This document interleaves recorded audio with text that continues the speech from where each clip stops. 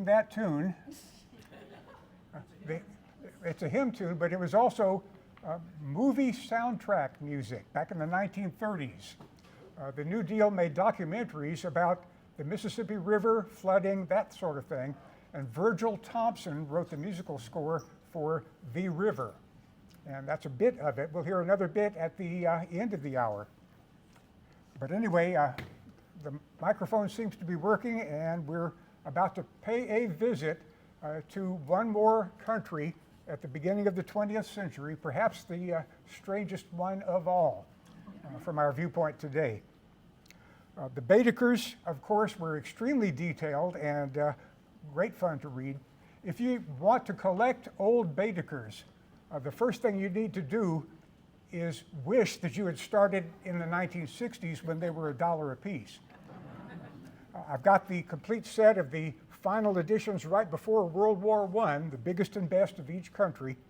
And the one for the United States, I will not pass the original around because it cost dollars. But it has been reprinted. Well, actually, this is the 1893 edition, but this is what a Baedeker looks like. We can start it up here, and it can make the rounds.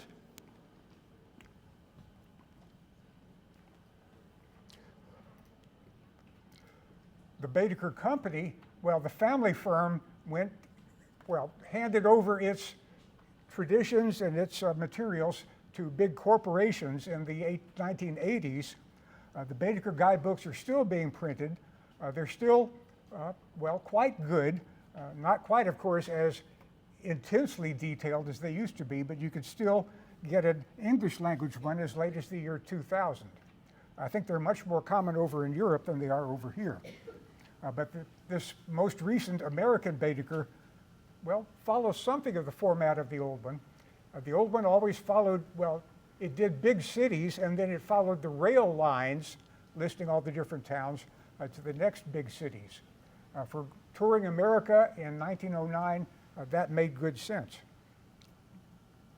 And the fold-out map at the beginning of the old Baedeker, of course, shows the rail network with those red lines. And anybody touring this country then would certainly have to be aware of that. Today's Amtrak, of course, is just a pale shadow of what it used to be.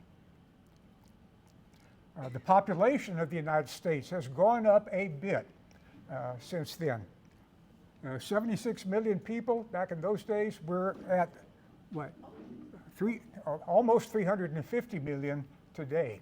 So America, like every other country that we've looked at, has had tremendous population growth in the 20th and 21st centuries. What was it like to tour the United States back then? This was written for, I suppose, British and other foreign tourists as well as Americans, but it does give advice for what it's like to come to this unusual country. The Baedeker Company was based in Germany, but it was very definitely multicultural, multinational. It published as many as it could in German, English, and French. And this English edition was researched and written by a Dr. Moorhead, highly qualified, good friend of Otto Baedeker, it would have been back in those days. And the opening section of the guidebook gives you everything you need to know to be a tourist on your own. So he says. How much would it all cost? About 1/4 to 1/3 higher than those of European travel. Pullman car accommodations, 4 to 5 pounds a day, I suppose that would be. Cost of living varies, New York the most expensive. Language, words. British English is not the same as American English in a number of ways. If you want a ground floor room and you go over there and ask for a first floor room, it will be up one, and so forth. And there's, quite a few others with possible misunderstandings. And by the way, those of you who are on the list to receive these emailed handouts will get this PowerPoint show later today, I suspect. If you're not yet on that list, I've got the sign-up sheet over here. You can do that after the talk. The railways, again, quite a bit of track laid, privately owned, different companies. The equipment is quite different from the European passenger lines. The standard gauge is the same. Typical British and European trains, small compartments. Typical American trains, corridors with seats on both sides, as everybody knows.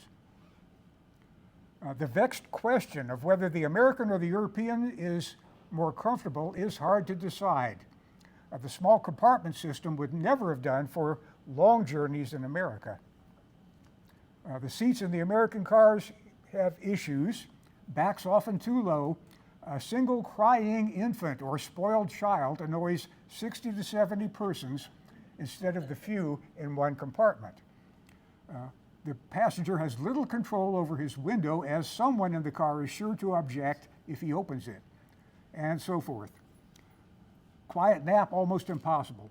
On the other hand, the liberty of moving about the car or from end to end of the train, the toilet accommodation, and the amusement of watching one's fellow passengers greatly mitigate the tedium of a long journey. So again, there's pluses and minuses in both systems. What are these strange people like? The first prerequisites: absence of prejudice, a willingness to accommodate oneself to the customs of the country. The traveler will often find that ways which strike him as unreasonable are more suitable to the environment than those of his own home would be. Reconcile yourself to the absence of deference or servility from the lower classes. So there. Traveling is, to one who understands it, more comfortable than in Europe.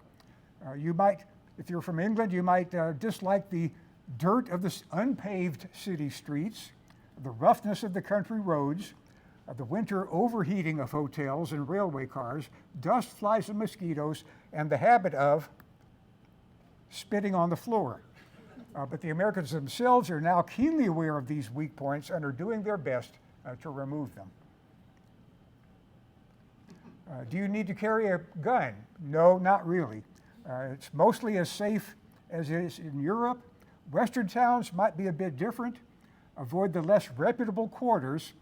Excursions into districts remote from the highways should take local advice as to their equipment.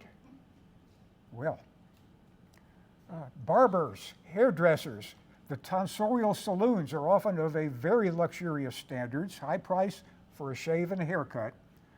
Public conveniences, not readily available, but everybody can use those in the hotels to which passersby resort frequently. Drinking water, often good, but make your inquiries locally. What was American life like in the 1910s? Here's a brief 1-minute look at that. American life in the 1910s. Can you hear it? Only 8% of American households had a phone. Most people didn't even have running water. Only 14% of homes had a bathtub.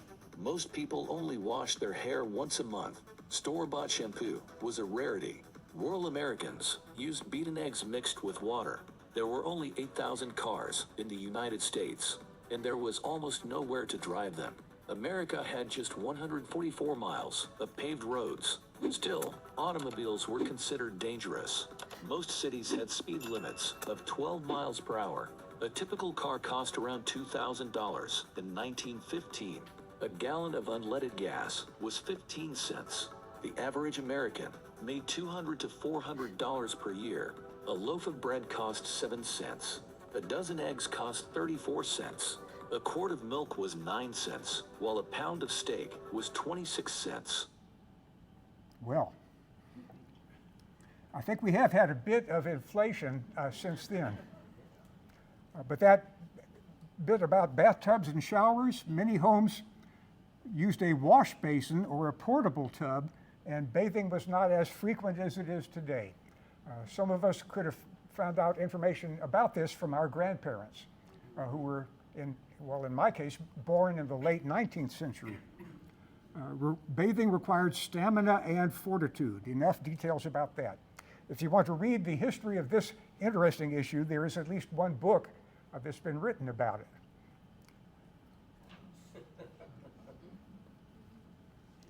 Okay, Baedeker, again, in that opening portion of essential information, provides a short essay here on archaeology and prehistory. And by the way, the East Central Illinois Archaeological Society will have its March meeting on the third Thursday at the Urbana Library at 6:30. We'll be talking about the petroglyphs in the Red River Gorge in Kentucky. Beautiful scenery, interesting features there. So you're all invited to that one. Cookies will be provided.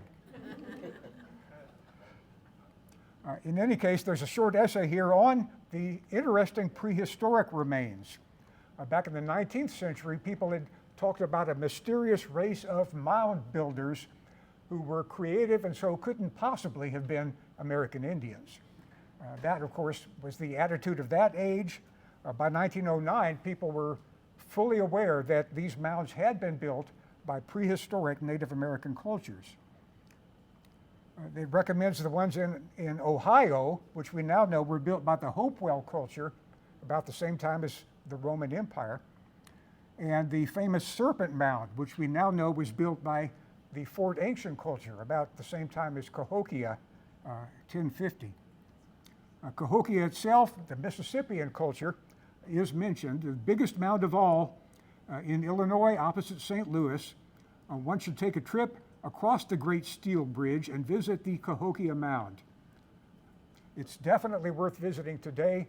The new, rather splendid visitor center is going to be reopened in another couple of months. And if you're in Ollie, we hope that Ollie will have a tour group going down there on a Saturday this fall. So there's that coming up.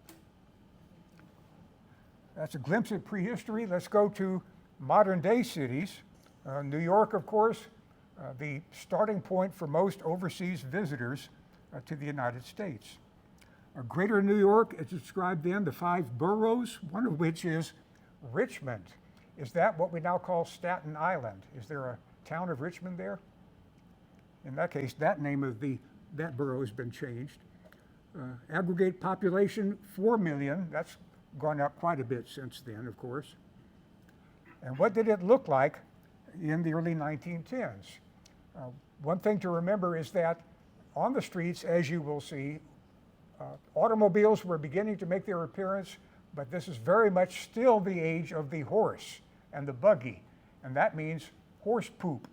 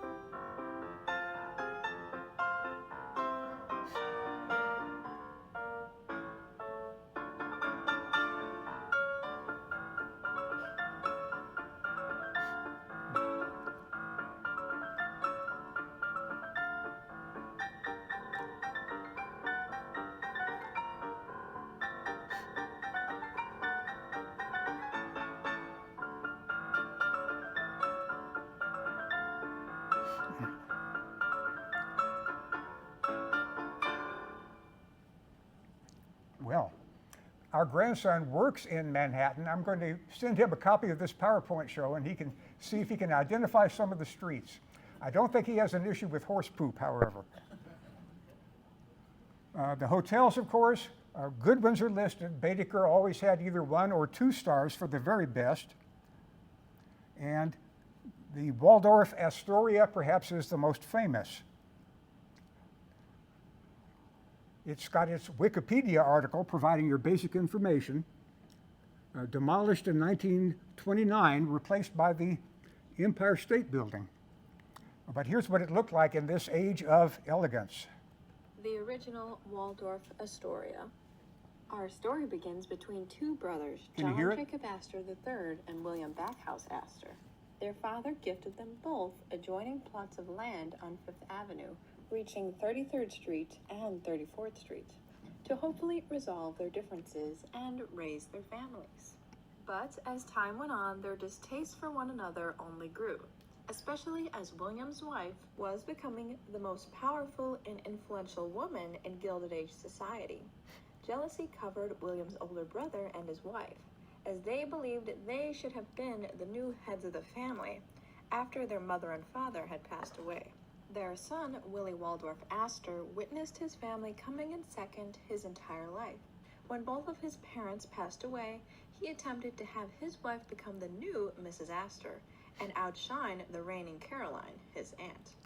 But Mrs. Astor was too powerful in the end, and Willie Waldorf decided that New York was just too small for these two branches of the family to coexist. So he and his wife moved to England. Wanting to leave his mark and let New York society know that he was the most powerful Astor, he spitefully constructed the Waldorf Hotel in place of his childhood family home. As the construction was ongoing for years, Mrs. Astor was reminded daily of her nephew, as the building towered 13 stories over her and stood in total 225 feet tall. The Waldorf was completed in 1893 and designed in the German Renaissance style by architect Henry Janeway Hardenberg.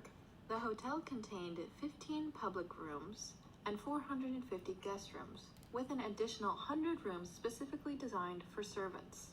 John Jacob Astor IV convinced his mother, the Mrs. Astor, to move from her home, and together they would create a new double mansion further up the avenue, while turning their original home into the Astoria Hotel. Standing at 270 feet tall, it had 16 stories, 550 guest rooms, 25 common rooms, and a grand ballroom. The exterior architecture was done in a German and Italian Renaissance style. The hotel was finished in 1897, when the Waldorf was already a great success, while the Astoria only claimed to be bigger, better, and more luxurious. After some time, however, the two hotels combined under one management and became the Waldorf-Astoria.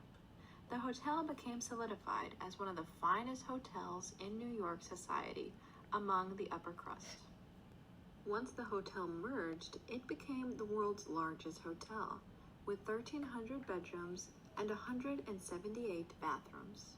The Waldorf Astoria came to be known as a hotel that was just like a palace.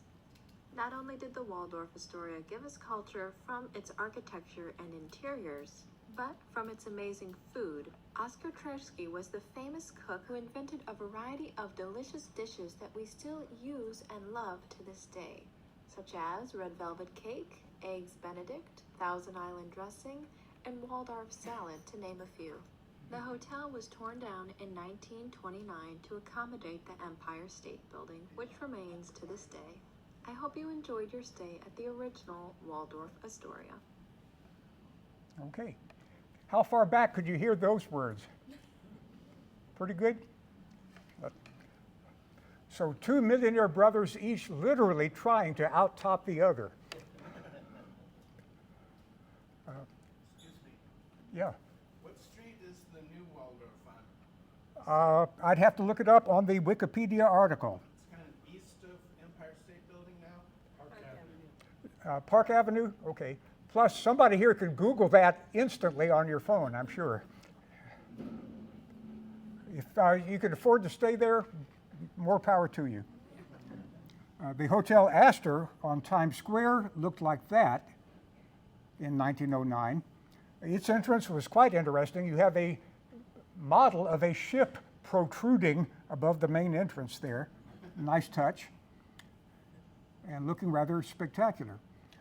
What about the restaurants in New York City? Obviously the one to go, one point that it makes, the prices,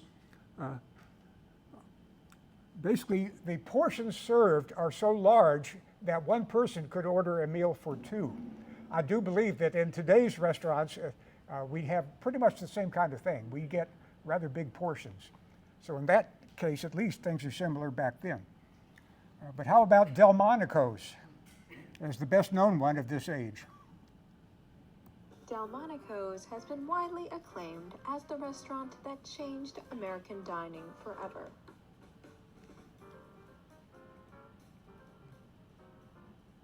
Before its opening in the late 1820s, there was very little by way of restaurants available. There were taverns that opened in the 1700s. Oyster cellars and coffee houses could be found relatively easily, but there were no proper sit-down restaurants or cafes in America. Not until two Swiss brothers, John and Peter Delmonico, used $20,000 in gold coins they had saved to open a cafe serving French pastries at 23rd William Street, which they called Delmonico. They opened in 1827 along with help from their nephew Lorenzo, and by 1831 they had evolved into a full-fledged French restaurant, where they expanded into the building next door. They soon found success, and competition sprouted up all over New York City. And it was then that society dining was born. Delmonico's also represented a cultural shift at the time. Before the emphasis on French dining, the best home cooks were preparing traditional British fare. But after New York society took to Delmonico's, tastes quickly changed. In 1835, the original location of Delmonico unfortunately burned down due to a massive fire that swept downtown Manhattan, taking out over 700 buildings. Thankfully, the Delmonico family had opened a hotel on 76 Broad Street the year before, where they moved a majority of their operations already. While that was going on, they began construction on a new space at Beaver and William Streets. It was at this location that they opened the grandiose William Street Delmonico's, complete with 3 floors and private dining rooms. This location is the home of the restaurant we know today as Delmonico's. So there's that one. The original again, well, the name is the same, the ownership and probably the cuisine are probably quite a bit different though. But there was that. Baedeker does not spend a great deal of time on the poorer parts of New York. It does mention the interesting possibility or the option of visiting the Jewish neighborhood in Manhattan. The Bowery, now full of drinking saloons, dime museums, small theaters, and hucksters' stalls, and presents one of the most crowded and characteristic scenes in New York, although it is much less rowdy than when Dickens described it in his American Notes. The slums of New York, of course, were notorious. 5 Points once bore the reputation of being the most evil district in New York, like Seven Dials in London. It has, however, of late been wonderfully improved by the construction of new streets, the removal of old rookeries, the invasion of commerce. Well, the slums, of course, would still have been there. Chinatown, another exotic portion of Manhattan, worth visiting. You could, it says here, you could, in the company of a detective, go to one of the opium joints. The last, somewhat of a fake. More detail on that would have been interesting, I think. The ghetto market near there is the center of the quarter of the Russian and Austrian Jews, is also interesting. The slums, of course, at their worst, were among the worst in the world. 1.5 million New Yorkers lived in tenements looking like that. Pneumonia, typhoid, influenza ran up and down the icy tenement halls, playing deadly tricks like schoolboys on a lark. The neighborhoods, the ethnic neighborhoods in New York, of course, were each an area where immigrants would arrive. The bluish area shown on the southeastern side would be, of course, the famous Jewish section of Manhattan. But the streets looked like that. And even back then, you could take a tour, not a bus tour or a sightseeing bus, but in a motorized vehicle to do your sightseeing in New York. Any questions so far on all this?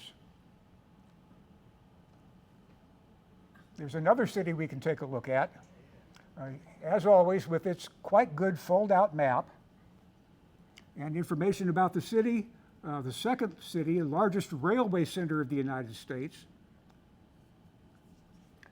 And like New York, a center, as it always has been, Chicago, the center of immigrants from Eastern Europe. 350,000 of the inhabitants are of Native American parentage. That means white Anglo-Saxons, not our current use of the term. 500,000 Germans, 250,000 Irish, 160,000 Poles, etc. 14 languages besides English, each of which is spoken by 10,000 or more persons. Newspapers in 10 languages, church services in 20, and so forth. Architecture, that newfangled thing, originating in Chicago, skyscrapers. Well, the hyphen here, now erected on the steel frame system, the walls affording no support to the edifice, forming a kind of veneer. I think we're all used to this sort of thing today, of course. 1909 for this Baedeker has a nice Chicago connection because that was the year of the Burnham Plan of Chicago.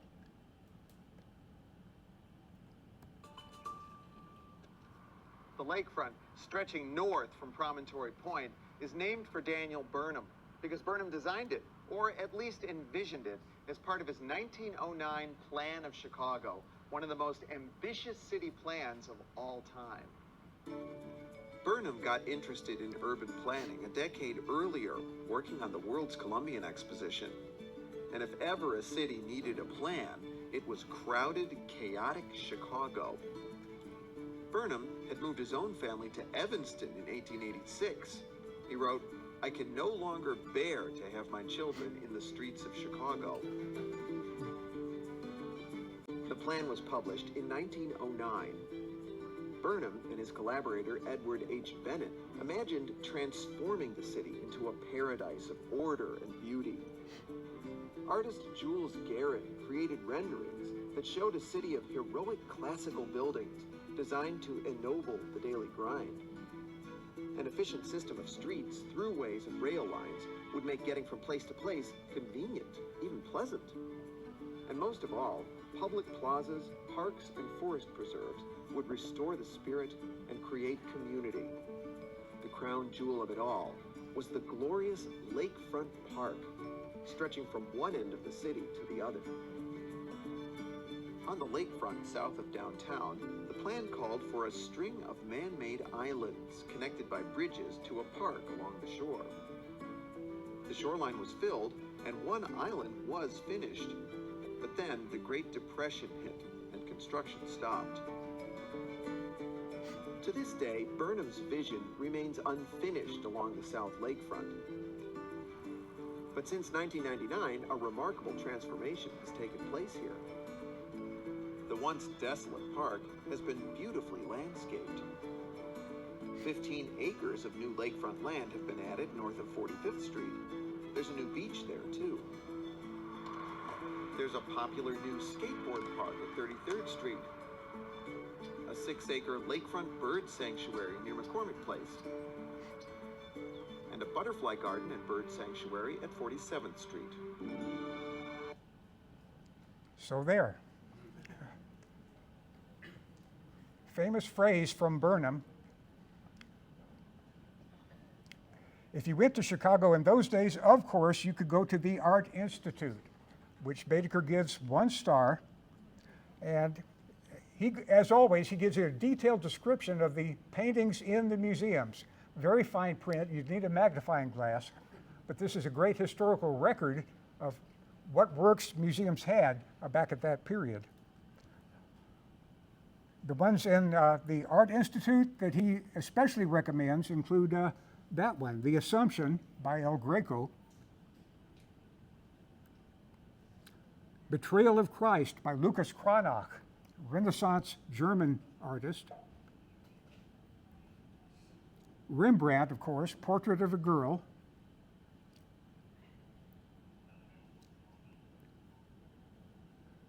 Van Ostad, The Gilded Wedding, Jan Steen, Family Concert, Habema, The Watermill, Van Ruysdael's castle, ruined castle, and Van de Velde, meadow with cattle, and Frans Hals, the artist's son, a late work. The guard room by 10 years, 17th century scenes here, and the guitar lesson.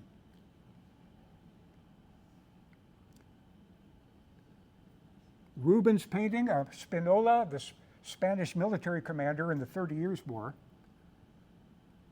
and a portrait by Van Dyck of an unnamed female. Not acquired yet at the Art Institute are these paintings that we, I think, are most familiar with today. Each of these would be acquired or, in some cases, created much later than the time of this Baedeker. But that's the Art Institute. Fred, did you say he only gave it 1 star? Oh, he did. Out of how many? Possible 2 for the very best. I think, I didn't check, but the Metropolitan Museum in New York, he probably gave 2 stars to that one. But in 1909, 1 star was all he felt, or the author, or the person, or Muirhead, the guy who wrote the words, would have allocated that. Today, they might give it more. Old footage of Chicago. Let's take a short look at that.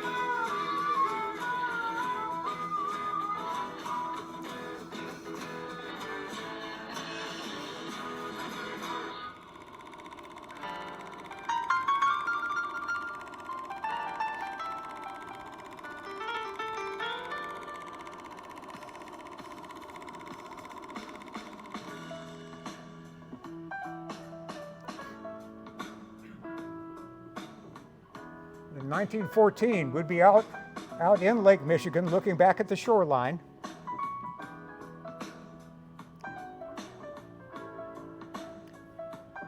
Industry, of course, was a huge element of Chicago, including those smokestacks.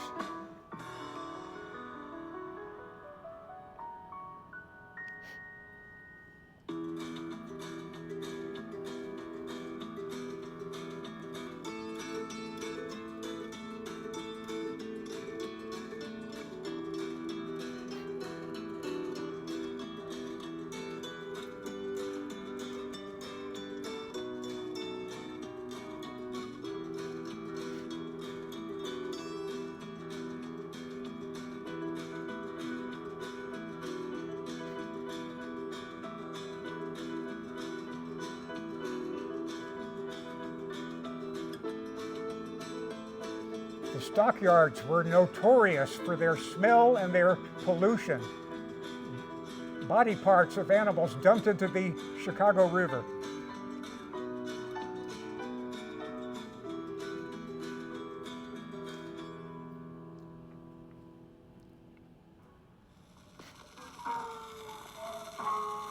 Chicago World's Fair, musicians from Southeast Asia.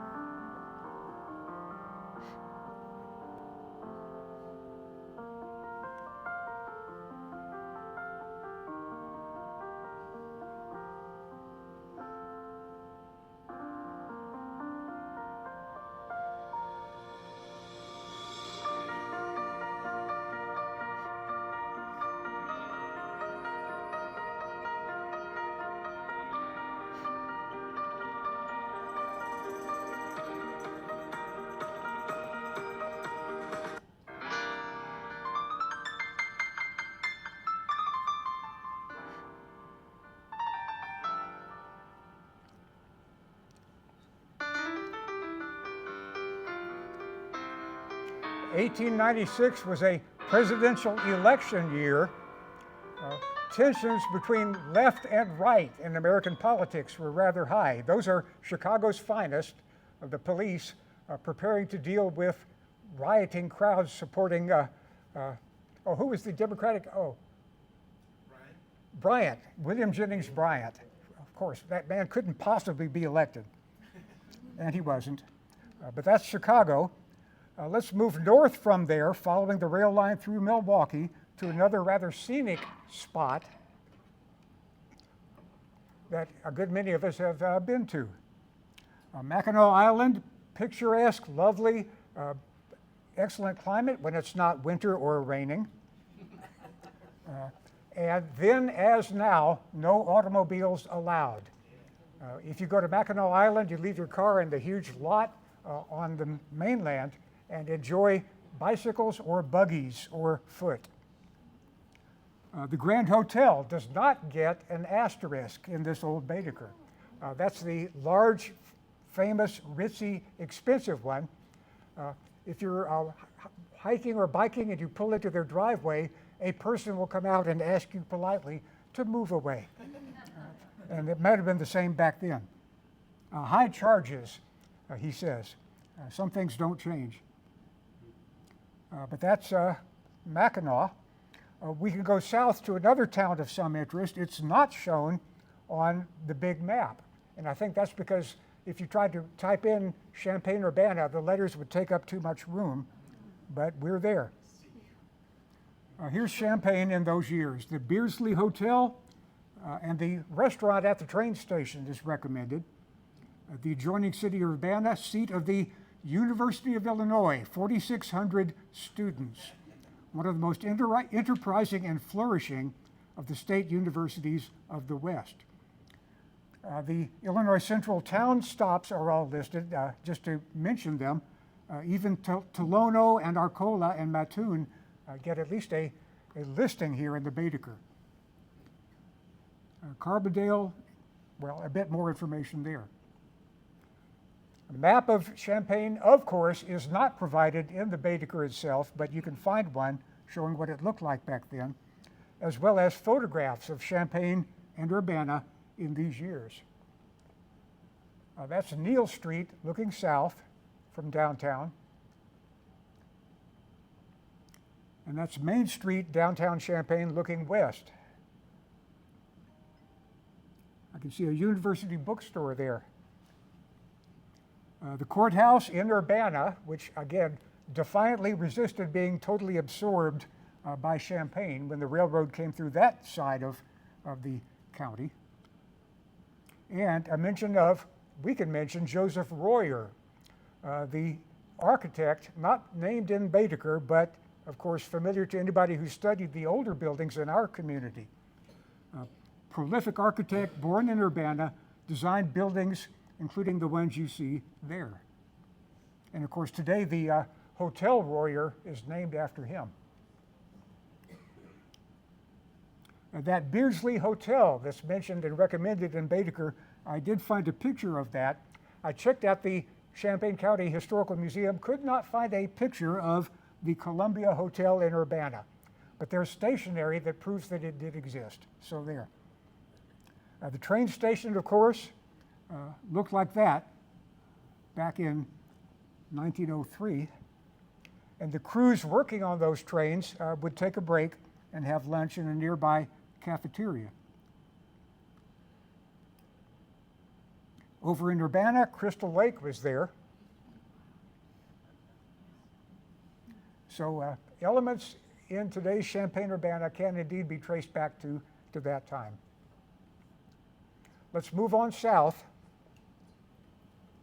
I could have picked any of a number of cities, but the fact that I was born in this one means that I could pay a bit more attention to it.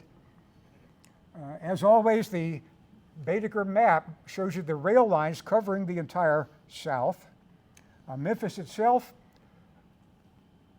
founded on the bluffs up above the river, so flooding from the Mississippi is not a major factor there. Cotton exporting, occupied by the Yankees in the Civil War. Yellow fever epidemic almost wiped it out in 1879. came back to life after that. The Gayoso Hotel and various others mentioned here, some information about the city. No map provided in the Baedeker, but that's what it looked like back then.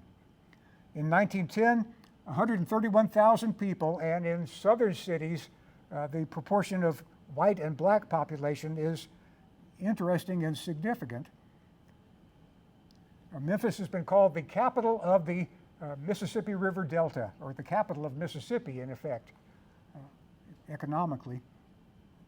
Buildings mentioned in Memphis, listed here, the Goodwin Institute for scholarly endeavors, the Cosset Free Library, the Levee with its ships, most animated and busy picture, the cotton compresses in which bales of cotton are prepared by being reduced by hydraulic pressure to 1/4 their original size.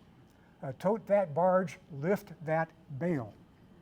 And the squirrels in Court Square are still there today.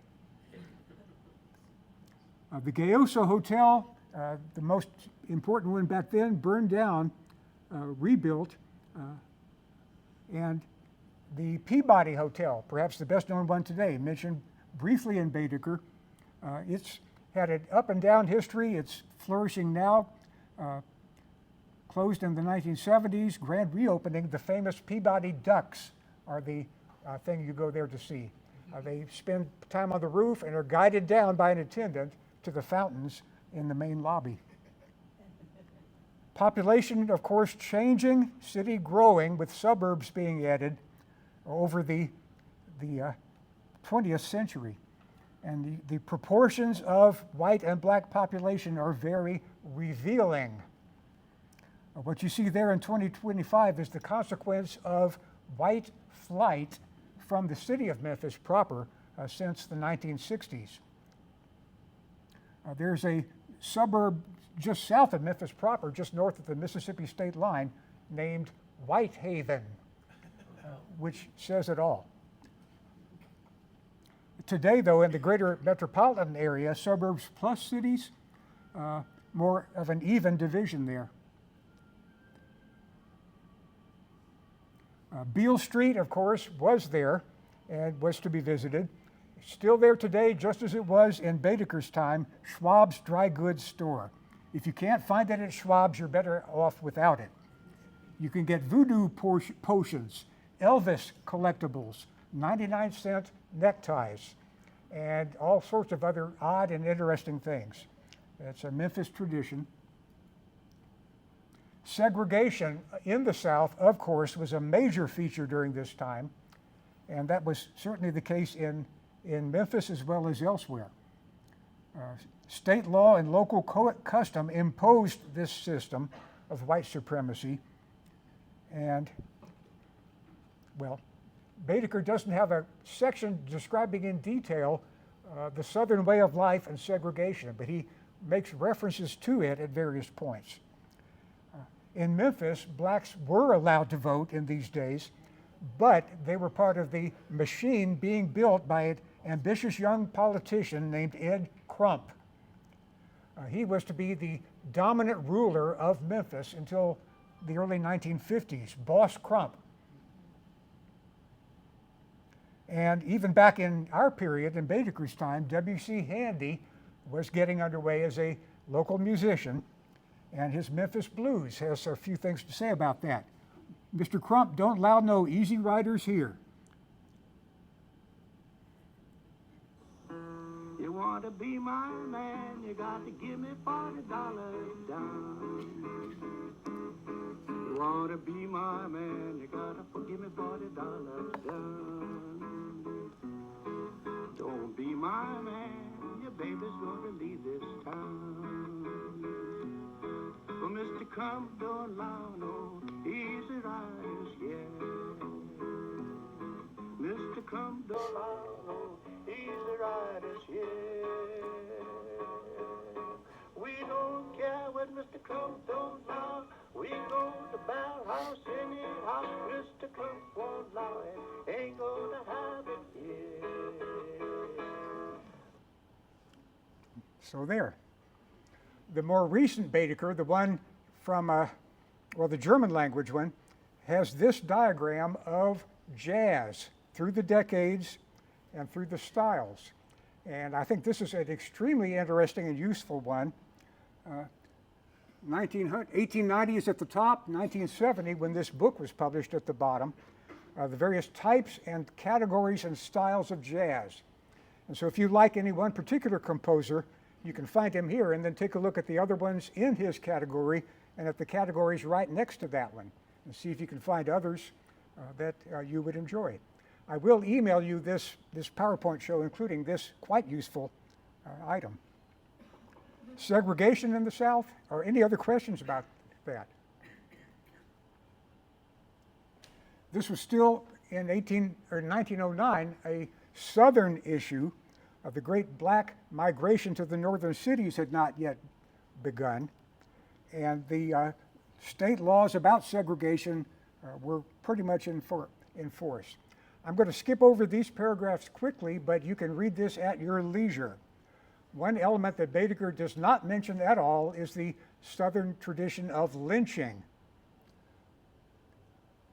The Southern racial code imposed by violence by lynch mobs. The numbers, the statistics are impressive. And the number of lynchings per state, again, shown here. There was a extremely, unpleasant lynching that did happen in Memphis. It does get a historical plaque. This produced a huge crowd, in effect, people who were just anxious to see the event itself came out and regarded this as a picnic in a wooded area just outside the city. It was extremely gruesome. My grandfather was alive, was a young man in Memphis at that time. And I asked him if he had been part of that crowd. And he said yes, but he didn't want to talk about it. Segregation, again, separate facilities for the two races.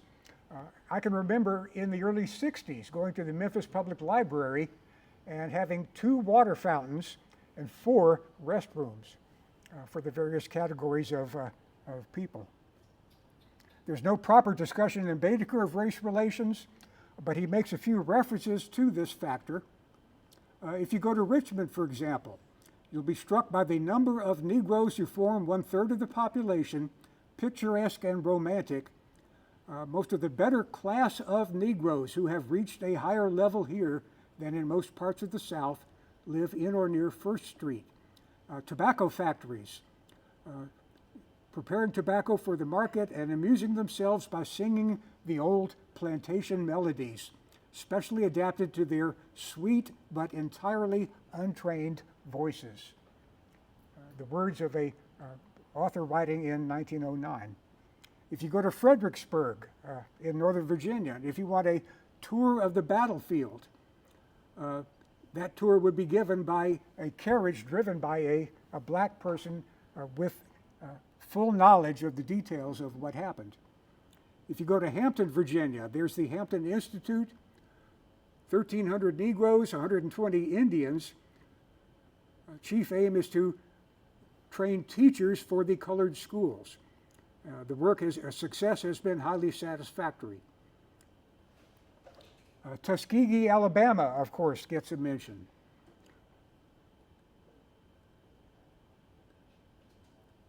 And Montgomery, Alabama, hidden behind the houses and the street between the post office and the State House is an old slave market with all its details intact. I don't think that's still there today. Again, this is a period before relations between black and white became a nationwide issue. Back before 1909, it was pretty much concentrated in the South. The famous Great Migration happened in later decades. Any questions on all that? This is another age that we're looking at. Let's go out to New Mexico and points west on the Atchison, Topeka, and Santa Fe Railway. That rail line followed that of the old Santa Fe Trail. And if you were in the Tuesdays at 10 talks, was it earlier this year or last year? I guess last year. We did indeed follow this trail out. The Raton Pass channels all the transportation routes through that one pass.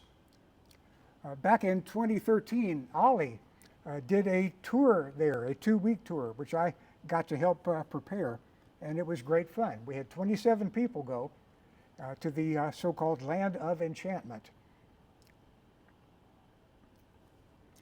Santa Fe, of course, extremely striking city.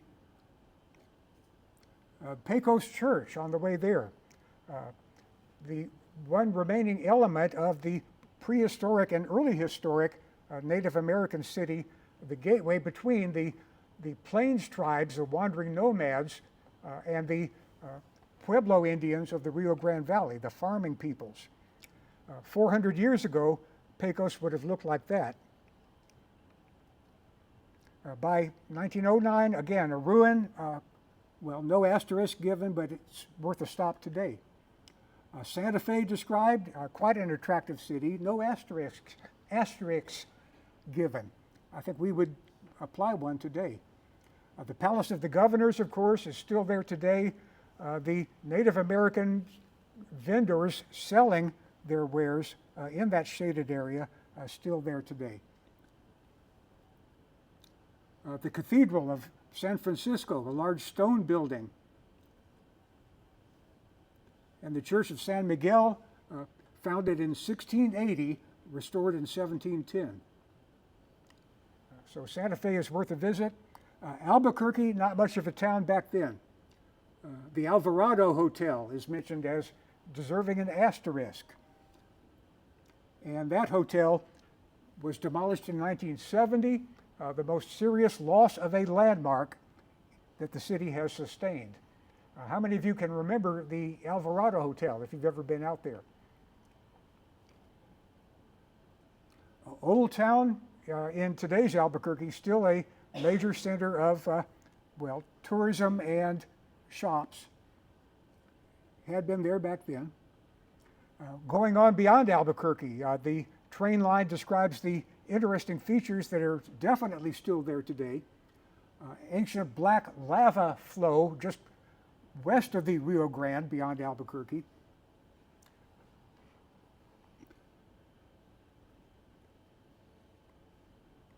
The yucca plants, the Mesa Encantada, the extremely striking rock formations, erosional remnants there.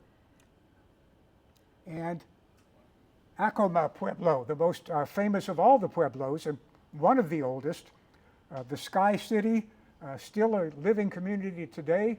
The tribal members all maintain a residence up there, even though most of them work and live in areas down below the mesa and in nearby towns. But it's extremely striking and worth a visit. Discovered by Coronado in 1540, nobly perched on the plateau of a huge rock elevation. A carriage there and back for $5. Blankets and light camp outfit desirable. It gets cool up there. The train stations would each have a railroad restaurant, and there's a chain of them, of course, that you might get a meal at when moving out along this rail line to the southwest. Baedeker does not name the owner of these and other recommended restaurants, but these were the Harvey houses. The Fred Harvey Company, chain of restaurants, flourished in these years with a quite interesting history. From 1883 to 1968, the Fred Harvey family operated Harvey House, the first chain restaurant in the United States. For 60 years along the Atchison, Topeka, and Santa Fe rail line, his all-female staff, known as the Harvey Girls, served high-quality food to rail passengers. However, as automobile sales increased and Highway 66 was built, passenger rail began to decline after 1930. All of that changed when the United States entered into World War II. 44 million soldiers were transported exported within the United States during the war years. The Harvey houses that were closed for lack of customers reopened to serve the troops. With wartime secrecy, the Harvey girls never knew how many troops were showing up for a meal. When interviewed, Harvey girl Addie Park Bassett remembered hearing they would serve food to 500 soldiers the next day, but instead it was 2,400 soldiers. By 1943, the Harvey houses were cranking out over 1 million meals every month. Interesting. The company survived and prospered. The Fred Harvey legacy continued in the family until the death of a grandson in 1965. Left behind a lasting legacy of good food, dedication to customers, decent treatment of employees, and preservation of local traditions. Yeah. Back in the 60s, were those Harvey's oases over the Chicago tollways? In the 1960s, were there Harvey houses in the oases that are over today's Chicago tollways? I'm 99% sure that that was not the case. I don't think that was ever that. And did those exist in the early 60s? Those Chicago restaurants. You're welcome to research that, but I would bet as much as 10 cents that it was not Harvey houses. Let's move on and take a quick look at the Grand Canyon, of course. And of course, it gets 2 stars and a good description. And we can move on to the far west to a small but growing city. Los Angeles back in those days. Hotels listed, population 200,000 at that time. There is one thing in the Los Angeles of that period that does get an asterisk, and it's an ostrich farm where some 200 adult birds may be seen. That was the most striking thing that you could see in Los Angeles. It's a busy center for short trips. Above all, the south part of California, of which Los Angeles is the principal city, possesses perhaps an all-the-year-round climate that approaches perfection as nearly as any other known to us. And so there you go. Sea bathing may be practiced in December or January. But that's Los Angeles back then. It's changed a bit since then. The last portion of this Baedeker gives at least a brief section at other areas that a visitor to North America might go to. Mexico never did get a full-scale Baedeker on its own, but this volume does give you several dozen pages, including descriptions of Mexico City. The brief chapter on Cuba. Cuba would have been a republic essentially dominated by, occupied by the United States during those years. And then Alaska, the very final portion, no map provided for that one.